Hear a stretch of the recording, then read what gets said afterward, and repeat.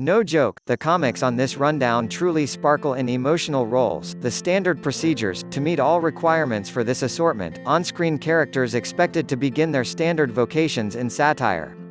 That excuses, for instance, Whoopi Goldberg, who normally showed up in dramatizations like The Color Purple right off the bat in her profession. Likewise, just films where the entertainer played the lead or a solid auxiliary job made the cut. No bit jobs or appearances allowed. Without further ado, the chosen people for Best Dramatic Film featuring a comedy actor, introduced in sequential request, Jackie Gleason might be the principal Hollywood star to succumb to pigeonholing. Indeed, even today, it's about difficult to isolate him from famous transport driver Ralph Kramden from the notable 1950s sitcom, The Honeymooners. So instilled in our social affiliation as Gleason as Kramden that the character has a sculpture at New York City's Port Authority bus terminal. For the imposing Gleason, it played another overwhelming job to adequately rise up out of Kramden's sizable shadow. That open door came in the 1961 show The Hustler, wherein he depicts amazing pool player Minnesota Fats, opposite Paul Newman as Little League pool hawker, Quick Eddie, Felson. Gleason's Minnesota Fats sets an outline for each arrogant foe in sports films since.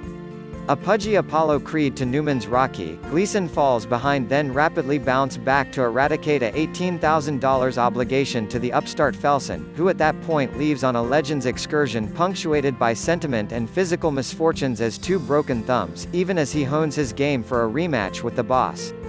It's an account of winning, losing and character working against the decrepit background of 1960s pool halls. The Hustler got an astonishing 8 Academy Award assignments, including Newman for Best Actor, Gleason for Best Supporting Actor, and Best Picture. It won the high contrast classifications for art direction and cinematography. Its effect on culture was similarly as significant, starting a resurgence in the prominence of pool. Richard Pryor is on everybody's short rundown of best stand-up humorists ever, remembering the top spot for Rolling Stone's rankings.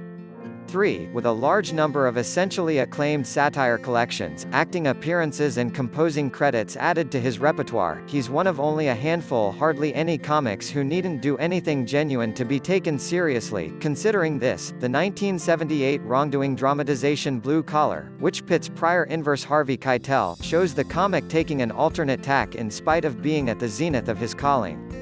The film investigates the disintegration of laborers' associations in late 1970s America, provoking two monetarily tied vehicle laborers to loot the association's sheltered.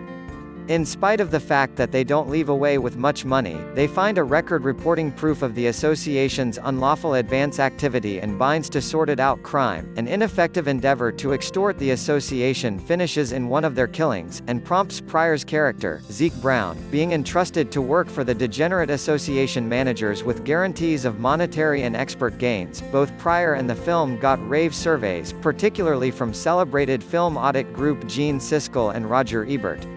It additionally holds an ideal 100% score on Rotten Tomatoes, an irregularity. While Good Will Hunting is the most widely praised film with Robin Williams in a genuine job, he additionally spared Insomnia, featuring an exaggerated Al Pacino, from being unwatchable. 1 Hour Photo is his best as lead actor. Released in 2002, the film gives a chilling antecedent to our online life immersed, security denied presence.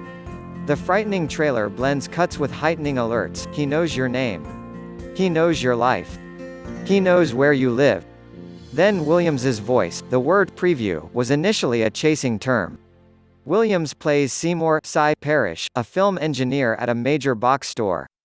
Single, forlorn and socially cumbersome, Cy gets fixated on a family he loves as all-around flawless, a subject which, saw through the present web-based social networking sifted focal point, looks to some extent like the estrangement individuals can feel while looking through Facebook and seeing radiating, giggling and to a great extent carefully selected individual feature reels. Cy's untainted vision of the family is broken when he discovers that the spouse is having an unsanctioned romance.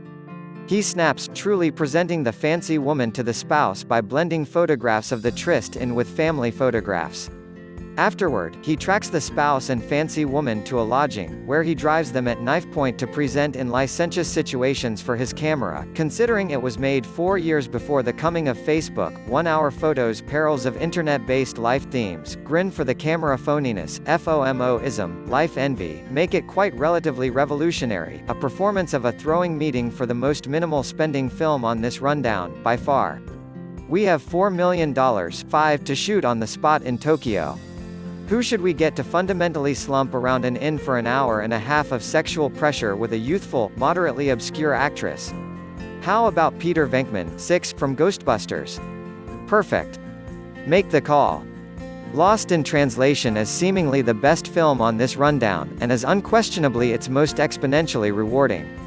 Shot in only 27 days, the film earned almost multiple times its minuscule budget, $7, and propelled Scarlett Johansson to stardom. Lost in Translation is a sensational, artistic Seinfeld, a film about nothing determined exclusively by characters.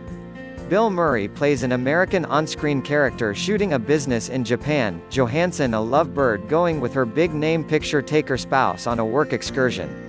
Stayed in a similar lavish lodging, the two play off one another's dejection, sleep deprivation, fatigue and culture stun in a determinedly isolated nation bereft of individual English speakers. The intergenerational sexual pressure is the film's most enamoring quality.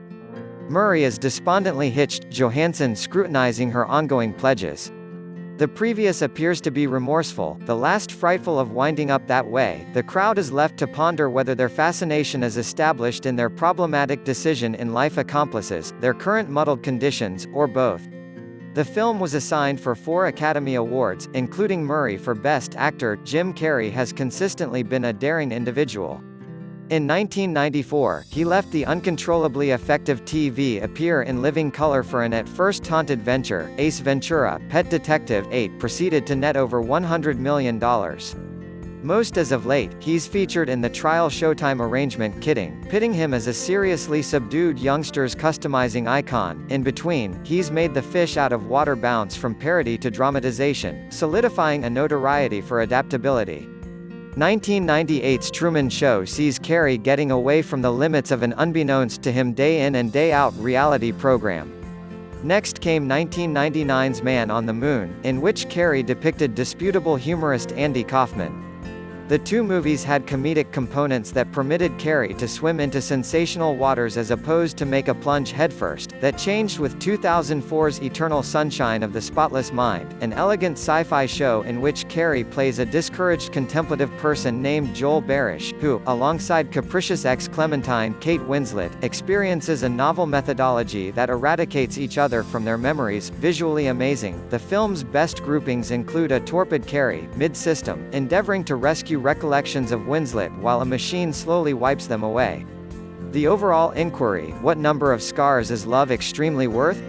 Is left shapelessly unanswered in a film that splendidly nails the finish on a true-to-life exercise in careful control, giving no flawless decisions in a manner that despite everything fulfills moviegoers. The film deservedly has a 93% pundits rating, 9, on Rotten Tomatoes. In light of the short story Why Not Dance?, the 2010 film featuring Will Ferrell as a down-on-his-karma alcoholic may be this present rundown's starkest section considering its lead on-screen character's close restrictive duty to satire. Truth be told, the film turned into a blip in Ferrell's profession, less a change to emotional jobs than an exception. For an exemption, it is uncommon. As an extraordinary exception in Ferrell's filmography, Everything Must Go was a dangerous endeavor, especially as a result of its Castaway-esque nature of disregarding Ferrell on screen for expansive time frames.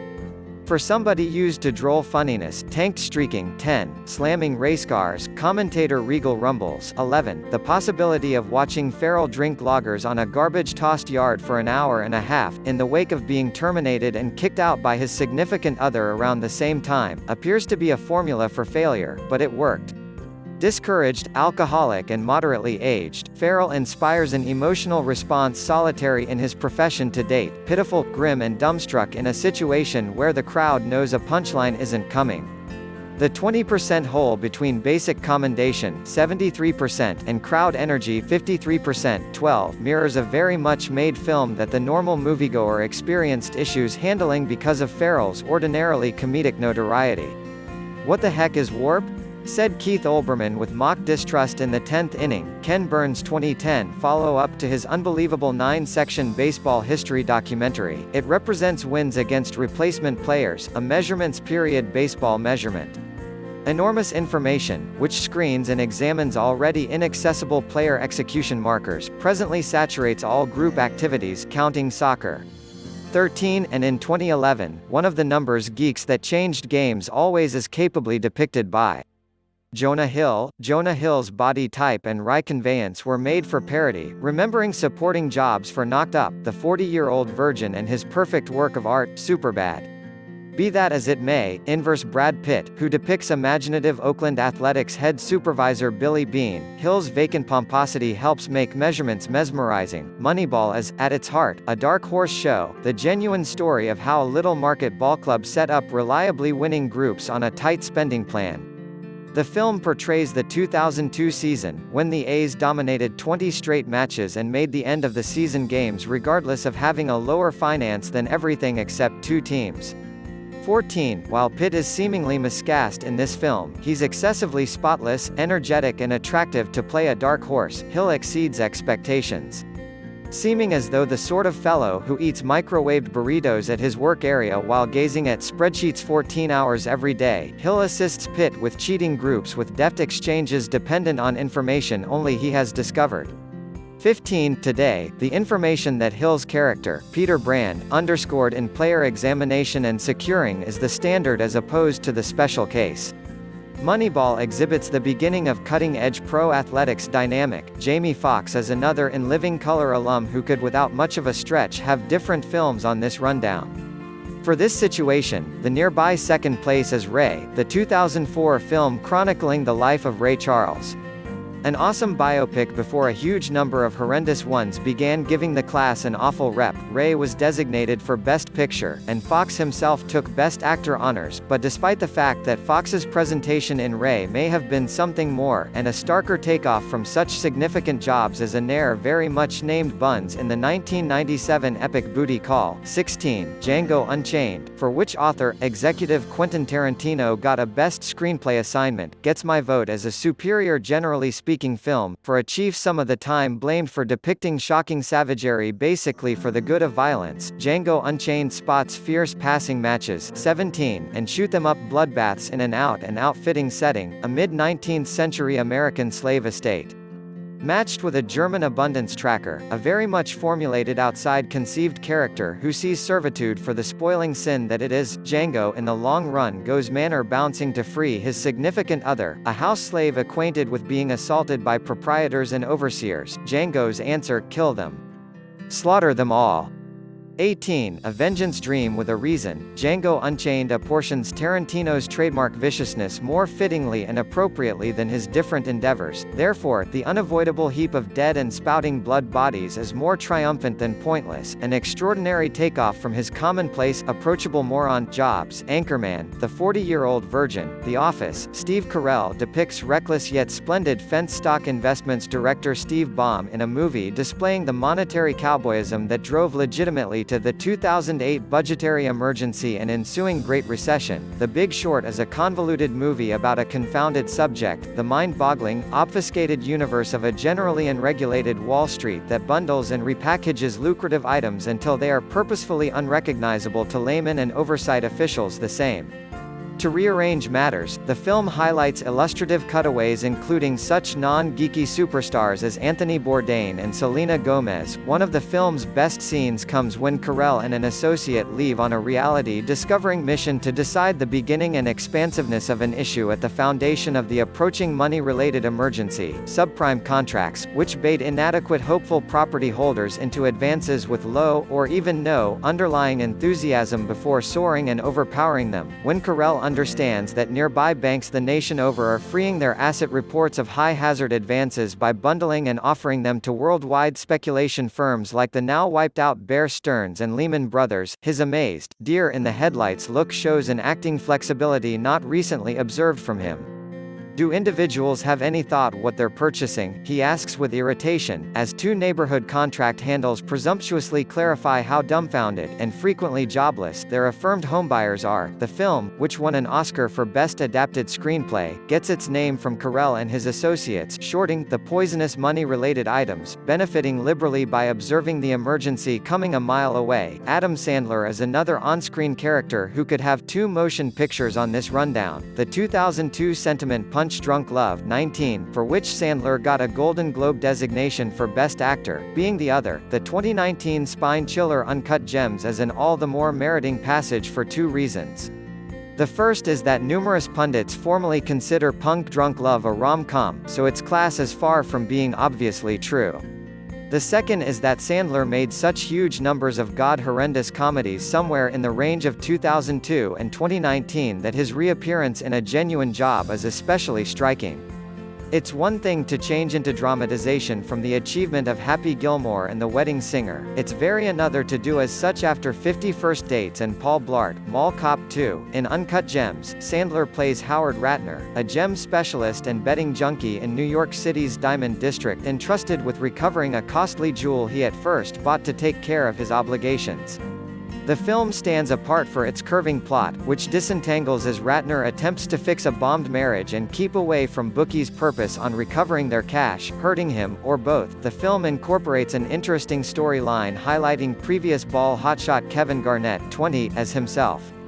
Review as good karma the uncommon dark opal precious stone that gives the film its name. He demands clutching it during a season finisher run, giving Ratner his NBA title ring as insurance. Ratner rapidly pawns the ring and bets with the cash, setting off a plummet into misleading and injustice.